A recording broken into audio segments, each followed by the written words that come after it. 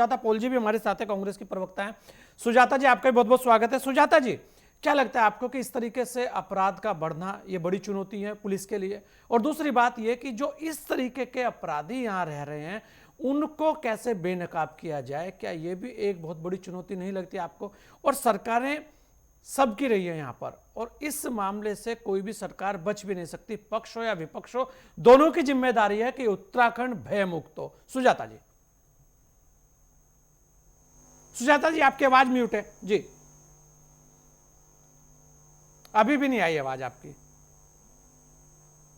आ रही है जी, अभी आ गई जी। जी जी। नमस्कार मेरे को पैनलिस्ट को, आपके दर्शकों को। पहली बात तो ये है कि उत्तराखंड में जो आज स्थिति है वो भाजपा की सरकार में हुई है। इस तरह से कभी हमने नहीं देखा जब से उत्तराखंड बना।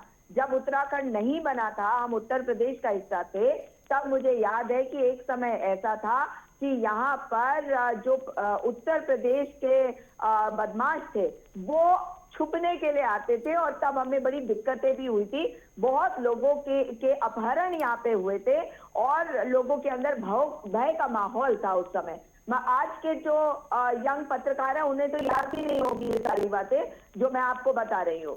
और इसके बाद अगर आज की हम बात करें तो ये भाजपा की सरकार में, और ये वाली भाजपा की सरकार में हुआ है। और कैसे हुआ है? क्योंकि यहाँ पे 3 तरह के टैक्स लगते हैं अवैध कामों के लिए: रैट टैक्स, वैट टैक्स और टैट टैक्स। इसका मतलब आप पता लगा लीजिएगा, अधिकारियों की भाषा बता रही हूँ आपको। लेकिन अब सवाल ये उठता है कि अगर माफिया यहाँ पे है तो इसकी जिम्मेदारी कौन है? लेकिन वो एक पहलू है जो हत्याकांड या आत्महत्या के नाम पे कांड हो रहे हैं, उसके बारे में बात करनी बेहद आवश्यक है। 2024 मई में एक बिल्डर ने आत्महत्या की थी। उस बिल्डर की आत्महत्या में गुप्ता बंधुओं को इम्प्लीकेट किया गया था, जो आज क्लीन चिट पाकर निकल चुके हैं। और मेरा भी ऐसा मानना है कि शायद उनका रोल उसमें उस तरह नहीं था जिस तरह दिखाया जा रहा था, क्योंकि वो डायरेक्टली इन्वॉल्व ऑलरेडी थे। तो इतना बेवकूफ तो कोई भी नहीं है कि मैं हत्या करने जाऊंगा और मेरे को पकड़ा नहीं जाएगा, क्योंकि मैं ही सबसे पहले शक के दायरे में आऊंगा। ये बात मैं इसलिए कर रही हूँ क्योंकि जो मृतक था, मृतक का परिवार जो है इस लड़ाई को आगे नहीं लड़ रहा है। और आज भी जो आप देख रहे हैं ना, चाहे वो परसों की हत्या की बात हो या कल की, इसमें ये साफ है कि मनी ट्रांजैक्शन बहुत बड़ा है, और जो मर गया उसके लिए लड़ने के लिए कोई नहीं बचा। और कल परसों की भी घटना और कल की भी घटना में यह हुआ।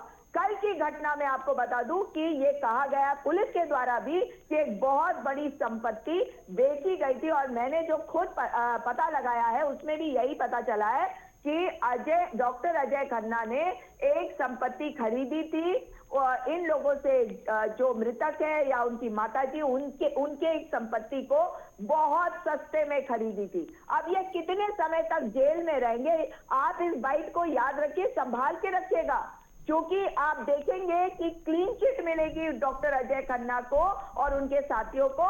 और इस मर्डर केस में बताया जाएगा कि ये किसी और ने किया। 2 लोगों को पकड़ा गया ना।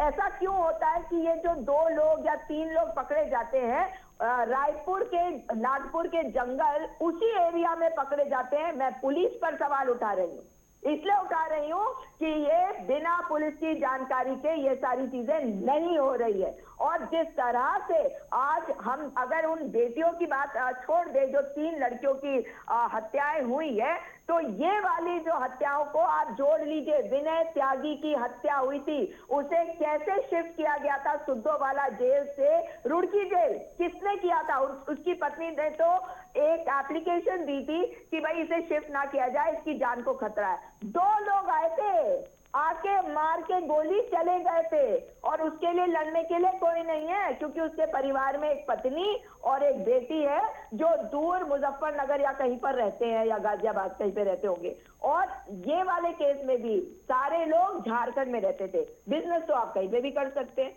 अगर आज पुलिस वाले आके एकदम से रटारट करके आते हैं और रटी हुई बात को बताते हैं कि इसके ऊपर 50 केस है। तो पूछना चाहिए था तत्कालीन एसएसपी से कि आपने इतनी जल्दी सारी कुंडली खंगाल ली तो पहले ही बता देते ना। दीपक रावत जी के साथ एक तस्वीर है जो कुमाऊं कमिश्नर है, जो पूरे फेसबुक में लोग डाल रहे हैं। बताइए कि इन सबके साथ क्या रिश्ता है। अगर वो यहाँ बाजपुर में काम कर रहा था, उसका क्रशर है, तो आखिर ये क्रशर इस सरकार ने दिया।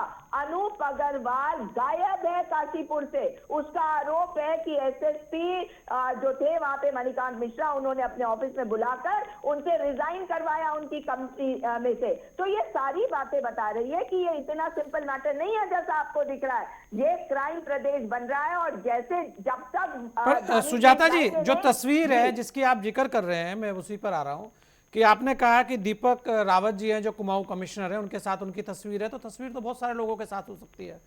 बिल्कुल एक वो है, तो उसमें दीपक रावत जी कहाँ दोषी हो गए इसमें?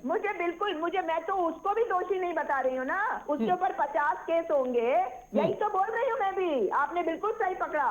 मैं दोनों को दोषी नहीं मान रही हूँ यहाँ पे। उसके ऊपर 50 केस होंगे।